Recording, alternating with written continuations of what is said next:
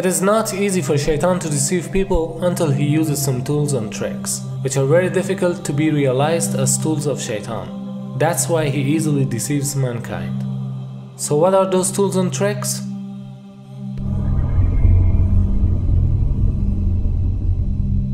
This is the most useful way through which shaytan deceives the people. Shaytan is constantly trying to show the wrong as truth, putting beautiful names on haram things. He makes haram so beautiful in your eyes until he incites you to commit that haram action. As he himself says, قَالَ رَبِّ بِمَا أَغْوَيْتَنِي لَأُزَيِّنَنَّ لَهُمْ فِي الْأَرْضِ وَلَأُغْوِيَنَّهُمْ أَجْمَعِينَ. Iblis used the same tool to deceive Adam alayhi salam, eating from a tree that was forbidden to them. Iblis made this action very beautiful and told them, if you eat from this tree, you will be forever in paradise, or you became angels. So he made it so beautiful until they obeyed what shaytan said and they were cast down to the earth. Also in another place Allah subhanahu wa ta'ala says, تَاللَّهِ لَقَدْ أَرْسَلْنَا إِلَىٰ أُمَمٍ مِّن قَبْلِكَ فَزَيَّنَ لَهُمُ الشَّيْطَانُ أَعْمَالَهُمْ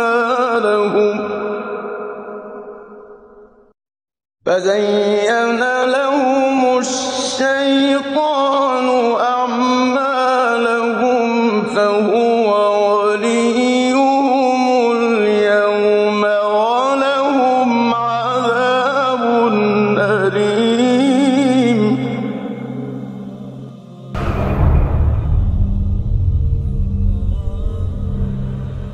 Another tool that Satan is using is to cause delay in performing good deeds. He tells you that you have still time, you have more time for prayer, do it later. He brings indolence in you until the prayer time is gone. I've heard of so many youths, they said, I have enough time for prayers, it's time for enjoying the life. When I become old, then it's time to pray or repent. Oh really? What if your death time arrives in younger ages? Don't delay your prayers from time to time. If you want to do it tomorrow, do it today. And if today, why later? Just do it now. Don't let Satan steal your time.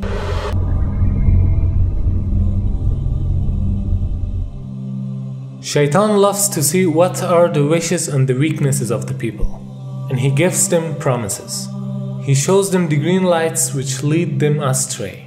Allah subhanahu wa ta'ala says, يَعِدُهُمْ وَيُمَنِّيهِمْ وَمَا يَعِدُهُمُ الشَّيْطَانُ إِلَّا غُرُورًا.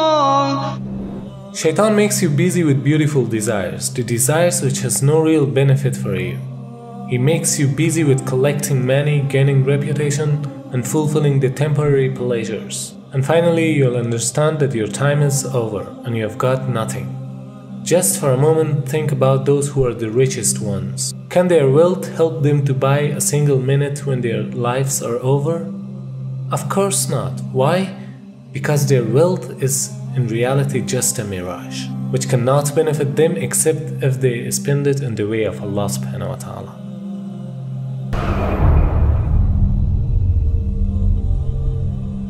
Satan leads people astray and claims that he is benevolent to them and he wants the good for them, as it is mentioned in the story of Adam alayhi salam. وَقَاسَمَهُمَا إِنِّي لَكُمَا لَمِنَ النَّاصِحِينَ.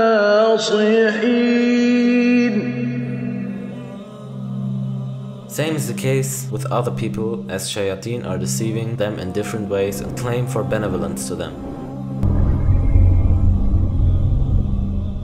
Another trick that Satan is using is that he misguides people step by step.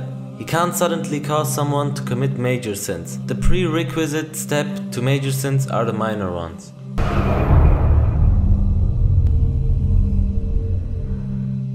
It is a tool by which shaitan infuses doubt into the hearts of the people and brings their belief to the unstable situation. It is reported that Prophet ﷺ said that shaitan comes to you and asks, who created this? Who created that?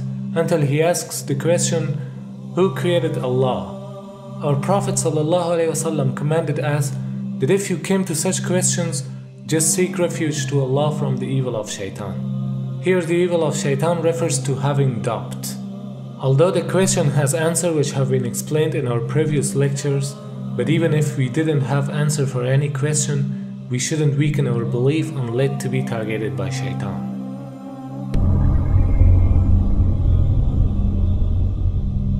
يا أيها الذين آمنوا إنما الخمر والميسر والأنصاب والأزلام رجس من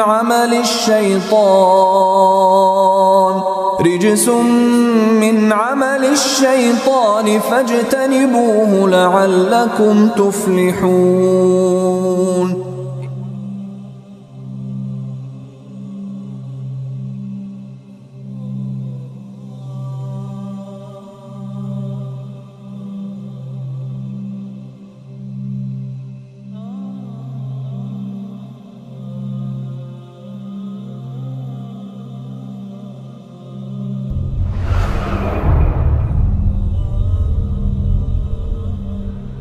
Whoever listens to the magicians, whoever walks to the magicians, whoever believes in the magicians becomes a disbeliever in Allah subhanahu wa ta'ala. Why?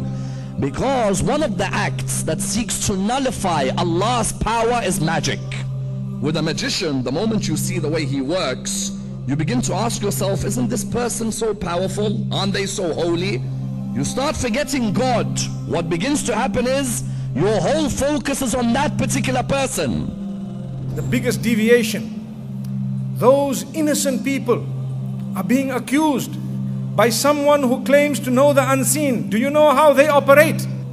They have a link with the jinn sometimes. That too is prohibited. Allah says in the Quran, in Surah Al-Jinn, Allah speaks about it. Allah says, part of the things that are mentioned, He says, and from amongst the issues that are taking place, there are people from mankind who are seeking assistance from those of jinn kind, and those of jinn kind are leading them further astray. That's a Quranic verse. Open Surah Al-Jinn and read it.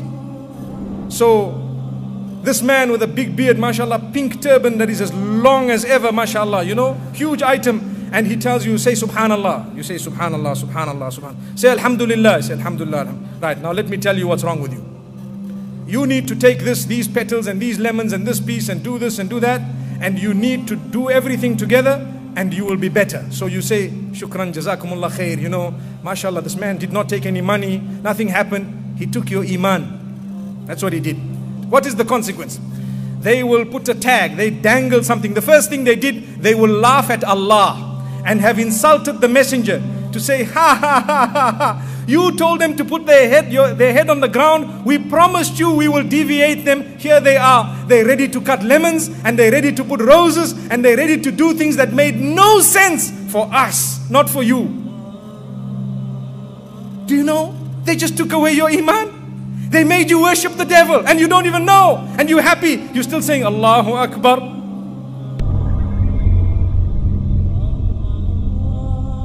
If you go to the Sunnah, the most authentic book for Muslims, any Muslim Sunni, you would ask him, you would say Sahih al-Bukhari. This is the most authentic book on earth after the Quran. And the Prophet ﷺ tells us that there will be people of my ummah making haram things halal. And they would make adultery, fornication. They would make silk. They would make consuming intoxicants, khamr, and music instruments halal. 4 things. The Prophet ﷺ told us that there will come people who would make these haram things halal. So the Prophet is the one who told us that music is haram. This is real. As some scholars refer to music, they refer to it as the Quran of shaytan. Satan's Quran. And it goes into the heart. And it occupies the heart. And when it occupies the heart, there's no room for the Quran of Allah. That's the reality. It squeezes it out. So when Prophet Muhammad ﷺ warned us about it, he warned us about something which was dangerous. Dangerous for our souls.